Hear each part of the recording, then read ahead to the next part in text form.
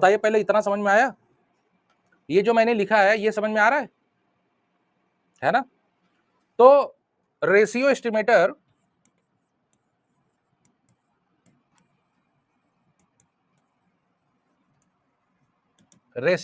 आपका डिफाइन कैसे होगा, ये देख लीजिए। y इसमें लगेगा r, है ना, r, और इसको लगा दो कैप इज इक्वल टू, ये आपका हो जाएगा सैंपल मीन अपॉन y, मतलब y बार x bar into capital X बार। ठीक है बेटा, ये जरा देखो एस्टिमेटर गौर से, इसी को क्या बोलते हैं, रेशियो एस्टिमेटर, है ना। ये किस केस में है, सिंगल सैंपलिंग वाले में, जब आपका x बार आपका नोन है ना बेटा। ठीक है, अब इसी का हम लोग क्या करेंगे, बताइए, इसका हम लोग क्या करेंगे, अनबायसनेस चेक करेंगे कि देखें ये अनबायस है कि नहीं पॉपुलेशन मीन के, है कि नहीं बेटा, बताओ। हम लोग क्या चेक करेंगे कि expected value of R bar, expected value of R cap, ठीक है, ये निकालेंगे। ठीक है बेटा, देखेंगे कि ये क्या होना चाहिए, पॉपुलेशन मीन के इक्वल आ रहा है या नहीं ना। पॉपुलेशन मीन किसका, वाई बार, है ना बेटा। अगला हमारा स्टेप यही रहेगा। क्लियर है, पहले बताओ इतना आप लोग समझ रहे हो ना।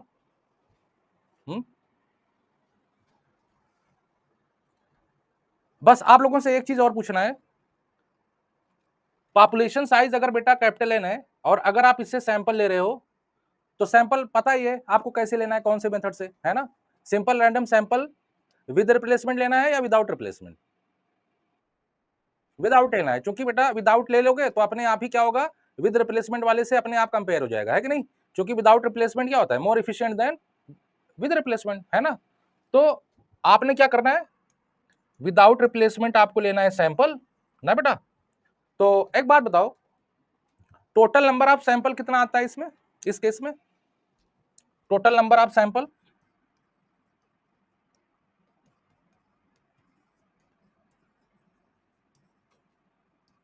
कितना आएगा इसमें, एनसीआर, है ना, एनसीएन है ना, एनसीएन, ठीक है बेटा। तो इसको जैसे इसको कोई वैल्यू मान लो, चलो इसको मैं कैपिटल एम मान लेता हूं, ठीक है। तो अच्छा, अब आप लोग एक चीज बताइए, ये जो मैंने रेशियो एस्टिमेटर डिफाइन किया है ना, तो ये जो वाई बार और एक्स बार है, ये तो केवल एक सैंपल मीन का वाई बार और एक्स बार है ना, है कि नहीं, बताइए।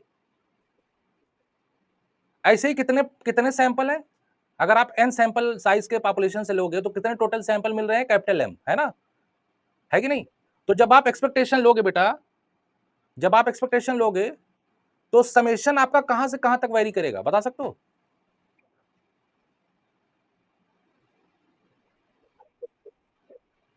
हाँ, आई से लेकर आई इक्वल टू 1 से लेकर कैपिटल एम तक, है ना, समझ रहे हो ना।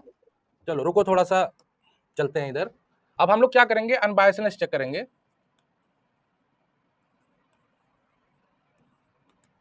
Expected value of Y R cap is equal to, ठीक है, expected value of Y bar upon X bar, this one ना बेटा। अब देखो ये तुम्हारा कांस्टेंट है ना, कैपिटल एक्स बार, इसको इधर रख दो, ठीक है। अब आप इसको क्या करो, बस ऐसे लिखो, क्योंकि ये वेरिएबल है आपके ना, एस्टिमेटर है ये, इसी का एक्सपेक्टेशन तो होगा, है कि नहीं। तो जब हम इसका एस्टिमेटर, इसका जो है हम एस्टिमेटर जब वो एक्सपेक्टेशन लेंगे तो देखो क्या मिलेगा, 1 upon capital M summation I equal to 1 से लेकर के,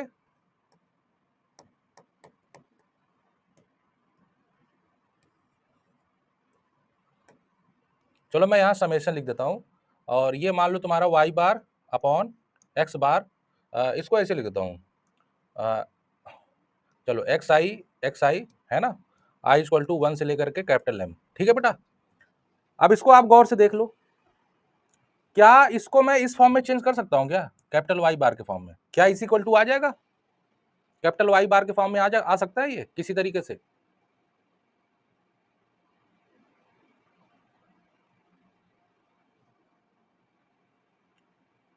इसका एक्सपेक्टेशन तो यही होगा, है ना बेटा।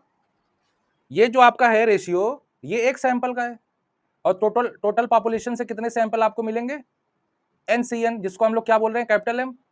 तो एक्सपेक्टेशन लेने का मतलब क्या, 1 से लेकर के कैपिटल एम तक क्या कर दो, एवरेज निकाल लो, यही तो मतलब है एक्सपेक्टेशन का। तो हमने निकाल दिया, ये पूरी पॉपुलेशन वैल्यू है, ठीक है ना। तो अच्छा हमें यही बता दो कि ये पूरी वैल्यूज क्या इसके इक्वल है, कैपिटल वाई बार के, किसी तरीके से कट पिट के आ सकता है, बताइए।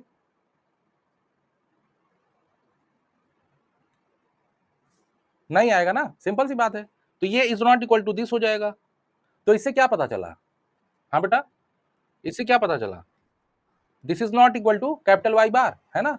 तो इससे ये पता चला कि जो आपका रेशियो एस्टिमेटर होता है वो क्या होता है, बायस एस्टिमेटर, है कि नहीं। आपका रेशियो एस्टिमेटर क्या होता है बेटा, Y R cap is a bias, ठीक है, एस्टिमेटर। अब जब ये बायस्ड हो गया तो फिर अब आपको क्या करना है, अब आप क्या करोगे, क्या निकाल सकते हो आप, वेरिएंस निकाल पाओगे या मीन स्क्वायर एरर निकाल पाओगे, बताइए। Mean square